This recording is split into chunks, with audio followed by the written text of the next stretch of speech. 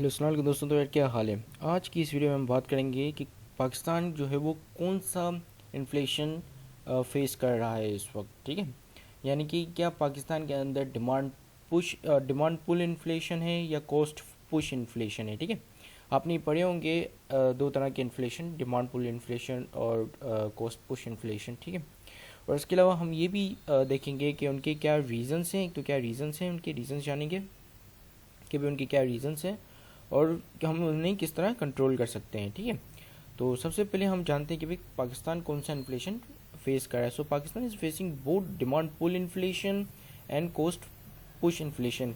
अब अगर आपको नहीं पता कि डिमांड पुल इन्फ्लेशन क्या होता है और कॉस्ट पुश इन्फ्लेशन क्या होता है, तो मैं आपको समझा देता हूँ कि भाई डिमांड पुल इन्फ्लेशन तब होता है कि जब एक चीज़ की डिमांड जो है काफ़ी ज़्यादा बढ़ जाए। ठीक है, यानी कि सब लोग बोलें कि मुझे भी ये चीज़ चाहिए, मुझे भी ये चीज़ चाहिए, मुझे भी ये चीज़ चाहिए, मैं भी लूँगा, मैं भी लूँगा, मैं भी लूँगा। ठीक है, और उस चीज़ की जो सप्लाई है वो काफ़ी कम हो, तो अब जैसे नंबर ऑफ़ कंज्यूमर उस चीज़ के बढ़ जाएंगे और वो चीज़ जो है कम है इन क्वांटिटी, तो वो लोग जो ये चीज़ प्रोड्यूस कर रहे हैं वो लोग क्या करेंगे कि उसके दाम बढ़ा देंगे ताकि सिर्फ वही लोग ताकि उनको जो है पर यूनिट सोल्ड पे उनको ज़्यादा पैसा मिले। ठीक है, यानी कि अगर एक यूनिट उस चीज़ का अगर उन लोगों ने सोल्ड किया, क्योंकि दाम बढ़ा दिए, डिमांड बढ़ गई तो दाम बढ़ा दिए। ठीक है, ये लॉ ऑफ डिमांड है कि डिमांड बढ़ती तो प्राइस बढ़ जाती है उस चीज़ की।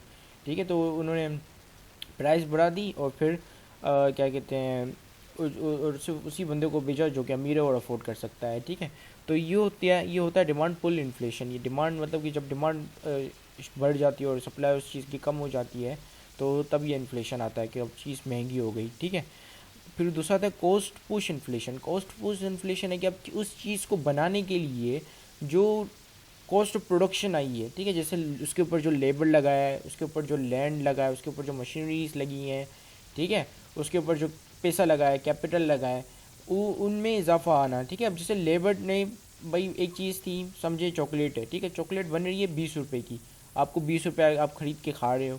अब क्या हुआ, जो चॉकलेट के अंदर जो फैक्ट्री के अंदर जो लेबर काम करता है, लेबर ने बोला कि भाई मेरी वेज बढ़ाओ, मेरी अब वेज जो है वो 80 से 180 कर दो। ठीक है, 80 से 180 कर दो।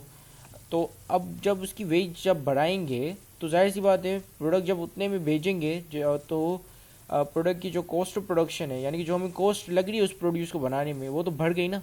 तो जाहिर सी बात है अब हमने जो पिछले जिस रकम में बेच रहे थे, जो 80 रुपये की बेच रहे थे, सॉरी 20 रुपये की जो बेच रहे थे, अब हम 20 रुपये में नहीं बेच सकते, क्योंकि अब अगर हमने 20 रुपये में भेजा तो हमें लॉस हो सकेगा, हम लेबर को पे कैसे करेंगे। ठीक है, तो जिसकी वजह से हमने अपनी चीज़ की भी प्राइस बढ़ा दी। ठीक है, तो वहाँ पे क्या हो गया, इन्फ्लेशन आ गया। ठीक है, तो कॉस्ट पुश इन्फ्लेशन में ये होता है कि क्योंकि फैक्टर्स ऑफ प्रोडक्शन की जो लैंड लेबर कैपिटल और लैंड लेबर कैपिटल और एंटरप्रेन्योरशिप, ठीक है, जिसको हम कहेंगे कि मैनेजमेंट वगैरह, तो ये सारी चीज़ें लगती है। और में से अगर किसी भी चीज़ की प्राइस बढ़ गई या किसी भी चीज़ ने ज़्यादा पैसे एक्वायर करना शुरू कर दिए, तो जाहिर सी बात है हमारी प्रोडक्शन की प्राइस बढ़ जाएगी और हमने जो है हमारी जो सेल्स प्राइस है वो भी बढ़ानी पड़ेगी। ठीक है, तो जिसकी वजह से एक आम आदमी को तो ये लगेगा कि भाई महंगाई आ गई है, ठीक है, इन्फ्लेशन हो गया है। तो that is cost push inflation. In the Pakistani market, there are always been an excess demand of goods and services, and with the higher prices of factors of production plus indirect taxes implemented by the FBR, which is now in proper function. Some reasons behind this inflation are as following. ठीक है, तो पाकिस्तान के अंदर दोनों तरह के inflation होते हैं। ठीक है, डिमांड पुल इन्फ्लेशन भी होता है क्योंकि अक्सर जो है वो लेबर्स जो है ज़्यादा से ज़्यादा वेजेस वगैरह डिमांड करते रहते हैं, क्योंकि यहाँ पर जो है आपको पता है कि मनी इतनी ज़्यादा स्टेबल नहीं रहती है। तो जैसे ही दूसरे चीज़ों की प्राइसेस में या किसी भी पेट्रोल को एग्जांपल ले ले, अगर पेट्रोलियम की भी प्राइसेस बढ़ जाती हैं तभी भी लेबर ज़्यादा डिमांड करता है, क्योंकि जाहिर सी और ओवरऑल कॉस्ट ऑफ प्रोडक्शन भी बढ़ जाती है, क्योंकि जो चीज़ों की जो मूवमेंट है वो उसके अंदर जो खर्चा है, जैसे पहले ट्रक जो है एक फुल ट्रक लोड जाता था किसी गोदाम में जो है माल पहुंचाने, तो उस ट्रक का जो पेट्रोल का जो पैसा था वो 50 रुपये था, लेकिन अब 10 से हो गया, 20 रुपये से बढ़ गया। ठीक है, तो क्या होगा कि उसकी जो ओवरऑल जो चीज़ होगी, कंपनी जो चीज़ बेच रही है उसकी प्राइसेस भी बढ़ा देगी। ठीक है, तो पाकिस्तान में दोनों चीज़ें चलती हैं। इसके अलावा अगर इनडायरेक्ट टैक्सेस वगैरह बढ़ जाते हैं या इनडायरेक्ट टैक्सेस वगैरह आ जाते हैं, तभी भी क्या होता है कि चीज़ की जो कि चीज़ की जो प्राइस है वो बढ़ जाती है, क्योंकि टैक्स भी वो किससे निकालते हैं, वो आम कंज्यूमर से निकालते हैं। जो फाइनल कंज्यूमर होता है वो टैक्स पे करता है इनडायरेक्ट भी, ठीक है। तो अब हमारा सबसे पहला रीज़न ये है कि भाई क्यों बढ़ती है, तो पहला एक इंक्रीज़ इन मनी सप्लाई, ठीक है। अब क्या होता है कि जब इकोनॉमी के अंदर एक कंट्री के अंदर मनी सप्लाई बढ़ जाती है, यानी कि जितने आपने पढ़ा होगा कि भाई जितनी सप्लाई होगी उतनी ज़्यादा उसकी प्राइसेस बढ़ जाएगी, लो ऑफ सप्लाई है, ठीक है। सो मनी अगर जैसे ही जो मनी इन सप्लाई अगर बढ़ जाता है तो मनी इन डिमांड कम हो जाता है, यानी कि इन वैल्यू कम हो जाता है। अब 100 रुपये की वैल्यू वही 100 रुपये नहीं रहती है, वो 100 रुपये से कम हो जाती है, ठीक है। क्योंकि जब प्रोड्यूसर देखते हैं कि भाई लोगों के पास इतना सारा पैसा है, लोग अफोर्ड कर सकते हैं, तो प्रोड्यूसर जो है वो प्रोडक्शन की प्राइसेस बढ़ा देते हैं, ठीक है। यानी कि अपनी जो चीज़ें हैं, जो चीज़ें प्रोड्यूस कर रहे हैं, उनकी प्राइसेस बढ़ा देते हैं। आप लोग अब आपको पता है कि भाई इतने सारे लोग अफोर्ड कर सकते हैं, अगर आप इस दाम में नहीं, इससे बड़े दाम में भेजोगे तभी भी आप वो आपसे ख़रीद सकेंगे, ठीक है, क्योंकि वो अफोर्ड कर सकते हैं। और फिर आप क्या करोगे कि एक जो अगर एक कंपनी को देखें तो वो कंपनी जो है अपनी एम्प्लॉयज़ को बोनसेस वगैरह देना शुरू कर देगी, अपने लेबर को जो है ज़्यादा तनख्वाह देगी, ठीक है। दूसरा है नॉन प्रोडक्टिव एक्सपेंडिचर, ठीक है। अब क्या होता है कि नॉन प्रोडक्टिव जब एक्सपेंडिचर्स होते हैं, ठीक है। अब जैसे ही ये होते हैं गवर्नमेंट की तरफ से। अब जब गवर्नमेंट जो है जैसे पुल बना लिया, ठीक है, पुल बना लिया और रोड बना लिया, तो उसकी गवर्नमेंट क्या करता है, टैक्स कलेक्ट करता है। अब अगर वो टैक्स कलेक्ट करके अपने अब टैक्स कलेक्ट करके अगर वो रोड बनवा रहा है और क्या कहते हैं अपना बड़े बड़े हाईवेज मोटरवेज बना रहा है, तो उसका मतलब है कि वो मनी पंप कर रहा है इकोनॉमी में, ठीक है, मनी को इंजेक्ट कर रहा है। क्योंकि जब रोड वगैरह बनवाएगा तो रोड के जो मटेरियल वगैरह आएंगे वो किससे खरीदेगा, फैक्ट्री से खरीदेगा। जब फैक्ट्रीज़ को पैसे जाएंगे तो फैक्ट्री जो अपने एम्प्लॉयज़ को देगी और एम्प्लॉयज़ के पास ज़्यादा पैसा आएगा, ठीक है। एम्प्लॉयज़ को और हो सकता है कि इंसेंटिव बोनसेस वगैरह दे, तो उनका जैसे ही पैसा बढ़ जाएगा तो वो उनकी जो है खर्च करने की सलाहियत भी बढ़ जाएगी, ठीक है। और फिर वो ज़्यादा से ज़्यादा खर्च करना शुरू कर देंगे, और ज़्यादा खर्च करेंगे तो प्रोड्यूसर्स को सिग्नल पहुंच जाएगा कि भाई इकोनॉमी में ज़्यादा पैसा आ गया है, ठीक है। क्योंकि वो ज़्यादा से ज़्यादा गवर्नमेंट ज़्यादा एक्सपेंडिचर करता जा रहा है, तो उसका मतलब कि इकोनॉमी में ज़्यादा से ज़्यादा पैसा फ्लो होता जा रहा है। तो जो है प्रोडक्शन की जो प्राइसेस जो हैं और चीज़ों की प्राइसेस बढ़ जाएंगी, ठीक है। दूसरा आता है करप्शन, ठीक है। अब करप्शन का मतलब ये होता है, अगर आपको सबको पता ही होगा कि जो जिस चीज़ के लिए पैसा आया जाए वो आप वो चीज़ आप ना करें और बदले में अपना उसका पैसा जो है अपनी जेब में डाल दें, ठीक है। तो इससे क्या होता है कि अब जैसे फॉर एग्जांपल कोई ऐसा रोड बनने वाला है, ठीक है, जिससे जो है प्रोड्यूसर्स को काफ़ी आसानी होने वाली थी कि ये रोड का इस्तेमाल करते हुए हम जो है अपनी चीज़ों की प्राइस जो है घटा देंगे, ठीक है। लेकिन लेकिन कोई जो है गवर्नमेंट में बंदा बैठा हुआ है और करप्टेड है, उसने उसको ऑर्डर आया ऊपर से वही रोड बनाने के लिए पैसा है, लेकिन उसने रोड नहीं बनवाया और पैसे अपनी जेब में डाल दिए, ठीक है। यही करप्शन होती है ना। तो अब रोड बन नहीं पाया तो जो कंपनी का जो माल था, अब वो माल जो है वो उस रोड के ज़रिए नहीं जाएगा, दूसरे रोड के ज़रिए जाएगा, तो वो ज़्यादा एक्सपेंसिव पड़ेगा, तो वो कंपनी जो है अपनी कॉस्ट कम नहीं कर सकी, तो जिसकी वजह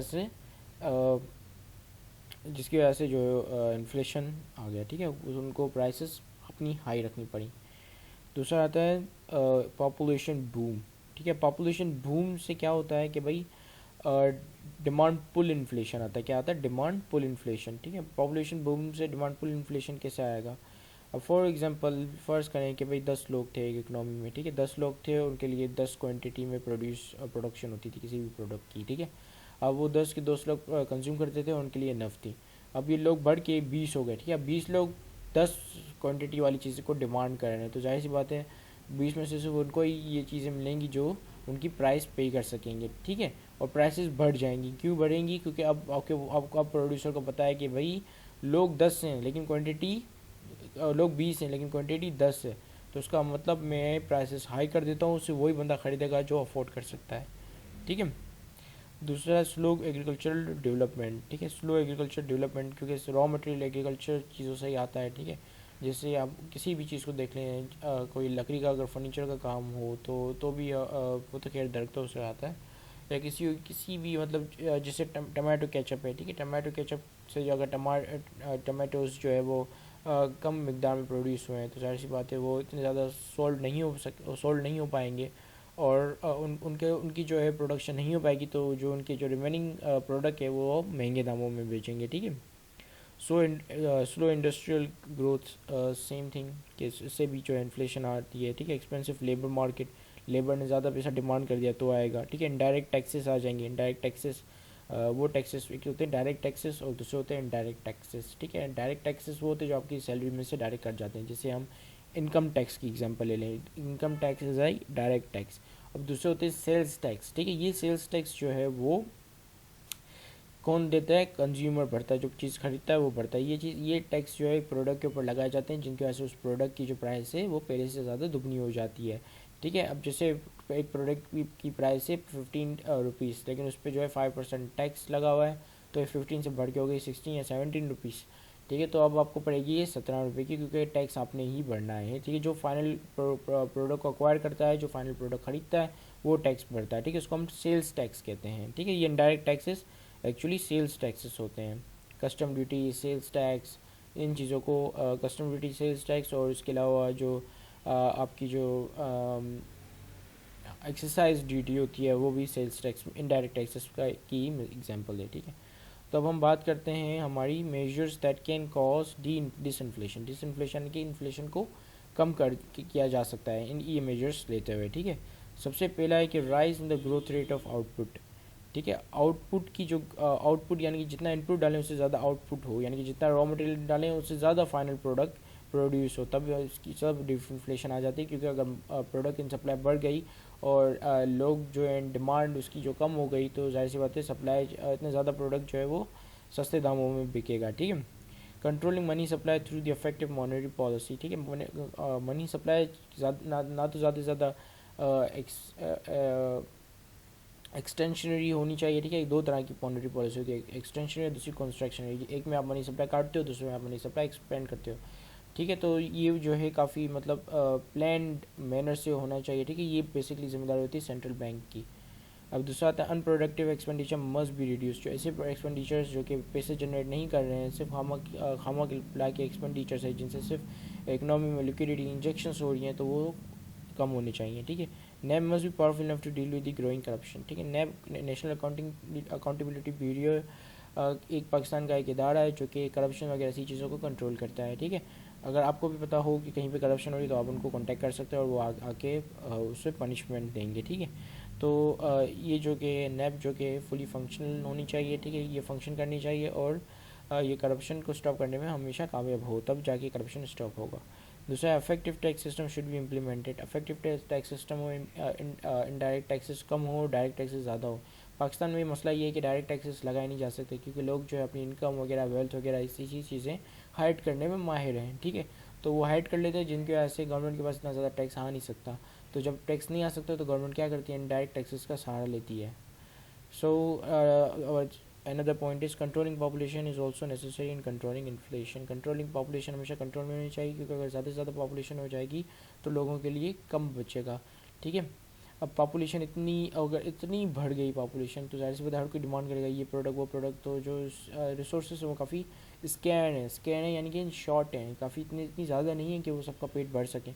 तो जाहिर सी बात है जब पॉपुलेशन कम होगी तो टेररिज्म अटैक भी टेररिज्म भी फैलेगा, और इसके अलावा करप्शन वगैरह भी होंगी, ठीक है। तो ये सारे इवल्स इससे हो सकता है, और पॉपुलेशन से जो कि डिमांड काफ़ी ज़्यादा बढ़ सकती है। अगर ज़्यादा से ज़्यादा पॉपुलेशन ही ज़्यादा से ज़्यादा डिमांड बढ़ी तो चीज़ें भी उतनी ज़्यादा महंगी हो जाएंगी, ठीक है। दूसरा है रिडक्शन इन मॉनेटरी एक्सपेंशन, ठीक है। रिडक्शन इन मॉनेटरी एक्सपेंशन यानी कि मॉनेटरी पॉलिसी में जो एक्सपेंशन, क्योंकि मनी सप्लाई कम करना है हमें, ताकि मनी की जो वैल्यू ज़्यादा हो। अगर मनी की वैल्यू ज़्यादा होगी तो इन्फ्लेशन कम हो जाएगा। तो एक्सपेंशन, अगर मॉनेटरी एक्सपेंशन को हम रिड्यूस करें तो भी ऐसा हो सकता है, लेकिन ऐसा करना मुमकिन नहीं, क्योंकि अगर मॉनेटरी पॉलिसी में कंस्ट्रक्शनरी नहीं बल्कि हम एक्सपेंशनरी पॉलिसी अपनाते हैं तो उसका मतलब हमें इंटरेस्ट रेट काफ़ी कम रखना पड़ेगा। और जब हम इंटरेस्ट रेट काफ़ी कम रखेंगे तो लोग जो है वो सॉरी कंस्ट्रक्शनरी पॉलिसी में हम जो इंटरेस्ट रेट काफ़ी बढ़ा देते हैं, ठीक है। तो ऐसा होता है कि लोगों के पास फिर मनी इन हैंड कम हो जाता है, और लोग जो हैं वो लोग जो हैं काफ़ी अपनी स्पेंडिंग वगैरह ऐसी चीज़ें कम कर देते हैं। तो इससे होता है क्या है कि प्रोड्यूसर्स को काफ़ी ज़्यादा लॉस हो जाता है, डी इन्फ्लेशन हो जाता है, और प्रोड्यूसर जो है वो चीज़ों को जो प्रोड्यूस करना बंद कर देता है, ठीक है। तो इससे क्या होता है कि जब चीज़ें प्रोड्यूस होना बंद हो जाएंगी तो इकोनॉमी की ओवरऑल जो जीडीपी है, ग्रोस डोमेस्टिक प्रोडक्शन जिसको कहते हैं, वो अफेक्ट करेगी, ठीक है। और अगर उसने अफेक्ट किया तो ये कि इकोनॉमी जो है वो श्रिंक होती रहेगी, ठीक है। दूसरा एक improvement in the balance of payment, ठीक है। बैलेंस ऑफ पेमेंट में काफ़ी इंप्रूवमेंट होनी चाहिए। बैलेंस ऑफ पेमेंट बेसिकली हम इस चीज़ को कहते हैं कि हमारे यहाँ से जितने इम्पोर्ट्स हुए माइनस जितने हमारे यहाँ से एक्सपोर्ट्स हुए माइनस जितने इम्पोर्ट्स हुए, ठीक है। अगर हमारे एक्सपोर्ट ज़्यादा हैं तो इसका मतलब कि हम सरप्लस में बैलेंस शीट के बैलेंस ऑफ पेमेंट सरप्लस पे हैं। और अगर हमारे इम्पोर्ट ज़्यादा हैं एक्सपोर्ट से इन डॉलर वैल्यू, सो हम ये कह सकते हैं कि भाई हम डेफिसिट में हैं, ठीक है, जिसको हम करंट अकाउंट डेफिसिट भी कहते हैं। तो अगर हमारी बैलेंस ऑफ पेमेंट इम्प्रूव्ड हो जाए, यानी कि हमारे एक्सपोर्ट्स जो हैं इम्पोर्ट से ज़्यादा हो जाएं, तभी भी हमारे यहाँ पर जो है इन्फ्लेशन कम हो सकती है, क्योंकि हमारी फिर मनी भी डॉलर अगर हम उसको डॉलर से कंपेयर करें, उससे डॉलर से बेंचमार्क करें तो उससे ज़्यादा हो सकती है, ठीक है। दूसरा है development in industrial and agriculture sector. Of course this is the major major thing जिसको हम अगर अपनाते हैं तो हमारी यहाँ पे इन्फ्लेशन जो है काफ़ी हद तक कंट्रोल हो सकती है। अब दोस्तों देखो, मेरा आपसे एक सवाल है, क्या डी इन्फ्लेशन जिसको हम कहते हैं कि जो इन्फ्लेशन काफ़ी कम हो जाए, बिल्कुल ही ख़त्म हो जाए और डी इन्फ्लेशन की तरफ हम लोग आ जाए, ठीक है, तो क्या डी इन्फ्लेशन सही होती है या नहीं होती है इकोनॉमी में? तो अगर आपको पता हो तो ज़रूर कमेंट सेक्शन में कमेंट करें। अदरवाइज़ मैं आपको बता देता हूँ। देखो, डी इन्फ्लेशन ना काफ़ी नुकसानदेह इकनॉमी के लिए। एक इकनॉमी के लिए अच्छा ये होता है कि उसके पास जो है मॉडरेट लेवल की इन्फ्लेशन, यानी कि 2% या 3% तक इन्फ्लेशन हो, इससे ऊपर तक इन्फ्लेशन ना हो, ठीक है। क्योंकि अगर इन्फ्लेशन रैपिडली बढ़ जाती है, जैसे 15%, 20% डायरेक्ट, तो इससे हाइपर इन्फ्लेशन आ सकती है, ठीक है। अब डी इन्फ्लेशन क्यों इतनी नुकसानदेह? क्योंकि डी इन्फ्लेशन में ये होता है कि जब अगर डी इन्फ्लेशन आएगी तो ये अफेक्ट करती है प्रोड्यूसर्स के ऊपर, क्योंकि लोग जो है स्पेंडिंग बंद कर देते हैं, स्पेंड करना बंद कर देते हैं। लोग क्या करते हैं, अपने पैसे सेव करते हैं। वो बोलते हैं कि भाई अगर आज मैं क्या कहते हैं, अगर आज मैं टोयोटा करोला ले सकता हूँ अपने इन पैसों से, तो मैं थोड़ा वेट करता हूँ, उन पैसों को सेव करता हूँ, बैंक में रखता हूँ, इंटरेस्ट लेता हूँ। तो इन्हीं पैसे से मैं जो है, क्योंकि डी इन्फ्लेशन चल रही है, तो इन्हीं पैसों से मैं जो है, जैसे आगे और डी इन्फ्लेशन आएगी जो तो जो कि है BMW की प्राइस कम हो जाएगी, और मैं इन्हीं पैसों से जो पहले जो मैं टोयोटा करोला अफोर्ड कर सकता था, अब मैं BMW अफोर्ड करूँगा। तो डी इन्फ्लेशन काफ़ी नुकसानदेह है, ठीक है। इकोनॉमी में हमेशा इन्फ्लेशन होनी चाहिए। अगर इन्फ्लेशन को निकाल दोगे तो लोग जो है वो चीज़ें प्रोड्यूस करना बंद कर देंगे, बैंकरप्ट हो जाएंगे, ठीक है। क्योंकि वो बोलेंगे कि भाई लोग जो है हमारा प्रोडक्ट खरीद ही नहीं रहे हैं, वो बेटर प्रोडक्ट की तरफ जा रहे हैं, क्योंकि उन्हें पता है कि थोड़ी देर के बाद डी इन्फ्लेशन आएगी, उनकी वैल्यू कम हो जाएगी उनके प्रोडक्ट की, और फिर वो नेक्स्ट प्रोडक्ट पे शिफ्ट हो जाएंगे। तो डी इन्फ्लेशन काफ़ी नुकसानदेह है इकोनॉमी के लिए, ठीक है। और इससे लोग जो है अपनी स्पेंडिंग कम कर देते हैं। अगर लोग स्पेंडिंग करना कम कर देंगे तो इसका मतलब कि इकोनॉमी श्रिंक हो जाएगी, ठीक है। क्योंकि हर बंदे का एक्सपेंस दूसरे बंदे का इनकम है, और दूसरे बंदे का एक्सपेंस अगले बंदे का इनकम है, ठीक है। So this is it. Thank you very much for watching this video. Have a great day and अल्लाह हाफिज़।